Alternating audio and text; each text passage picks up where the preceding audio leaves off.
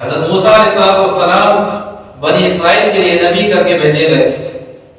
اور 40 سال تک حضرت موسیٰ علیہ السلام، حضرت ہارون علیہ السلام انہوں نے بنی اسرائیل کی تربیت کی 40 سال تک۔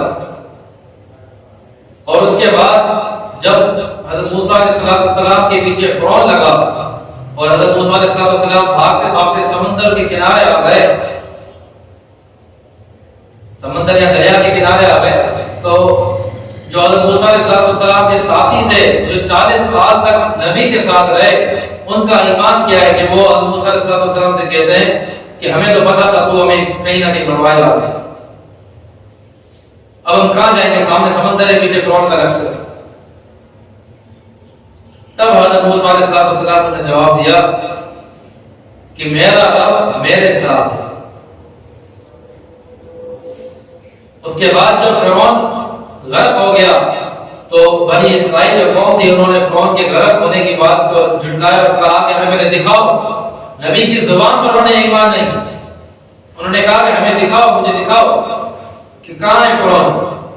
تو پھر سمندر نے فرعون کو جو ہے باہر چلا اور انہوں نے دیکھا کہ فرعون جو ہے مردہ ہے، مر گیا۔ اگر اس کے مقابلے میں سیدنا صدیق رضی اللہ تعالیٰ عنہ کا ایمان دیکھا جائے تو سیدنا صدیق رضی اللہ تعالیٰ عنہ نبی اکرم صلی اللہ علیہ وسلم کے ساتھ جب غار میں جا رہے تھے اور ایک پہاڑ آیا تو رسول اللہ صلی اللہ علیہ وسلم اس پہاڑ پر چڑھنے سے ان کو تکلیف ہوئی تو سیدنا صدیق رضی اللہ تعالیٰ عنہ نے رسول اللہ صلی اللہ علیہ وسلم کو اپنے قدموں پر اٹھایا اور پورا پہاڑ چڑھا۔ اس کے بعد غار ثور میں داخل ہوئے، لیکن جب آ رہے تھے غار ثور کی طرف تو رسول اللہ صلی اللہ علیہ وسلم کے سیدنا صدیق رضی اللہ عنہ کبھی آگے چل رہے تھے کبھی پیچھے چل رہے تھے۔ وہاں بنی اسرائیل والوں کو اپنی فکر لگ گئی، ان کو یہ فکر نہیں تھی کہ ہمارے نبی کا کیا ہوگا، فرعون کا لشکر پیچھے آ رہا ہے، لیکن یہاں سیدنا صدیق رضی اللہ عنہ کو اپنی فکر نہیں تھی بلکہ رسول اللہ کی فکر تھی، کبھی آگے چل رہے کبھی پیچھے چل رہے ہیں۔ آقا علیہ السلام نے پوچھا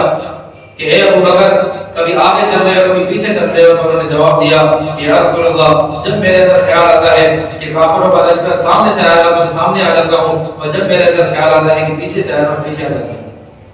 تاکہ اگر کوئی حملہ ہو تو صدیق اکبر زخمی ہو، صدیق اکبر کی جان چلی جائے،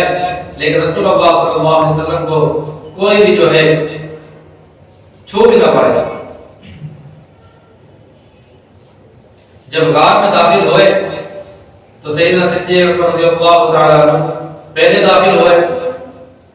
اور داخل ہو کر غار کے سارے سوراخوں کو بند کر دیا، اپنا امامہ اتارا،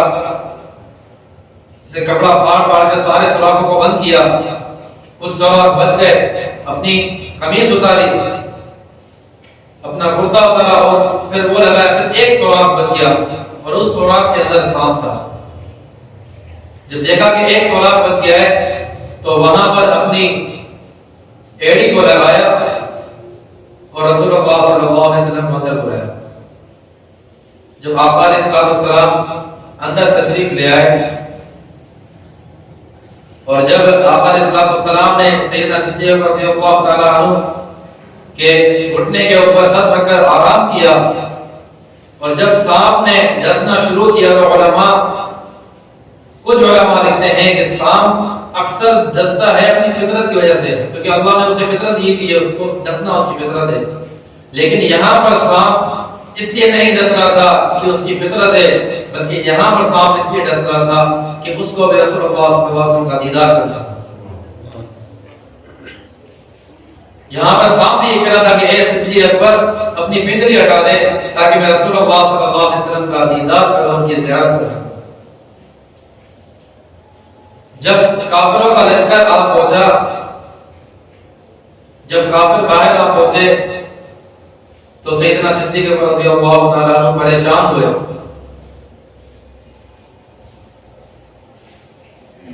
اور سیدنا صدیق رضی اللہ تعالیٰ عنہ کی پریشانی کو دیکھ کر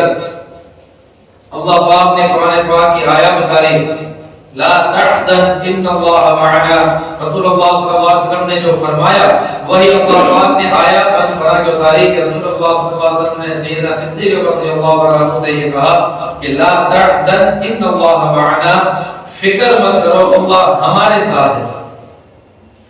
حضرت موسیٰ علیہ السلام نے فرمایا کہ اللہ میرے ساتھ ہے، کیونکہ ان کی قوم نے پھر بھی ان پر شک کیا، ان کا اتنا مضبوط ایمان نہیں تھا۔ ان کی قوم کو اگر اللہ پاک نے بچایا تو سیدنا موسیٰ علیہ السلام کے ساتھ کیا بچایا۔ لیکن یہاں پر سیدنا صدیق اکبر رضی اللہ تعالیٰ عنہ ان کو اپنی فکر نہیں تھی، اگر اپنی فکر ہوتی تو قرآن کے الفاظ ہوتے لا تخف ان اللہ معنا، قرآن کہتا ہے کہ خوف مت کرو،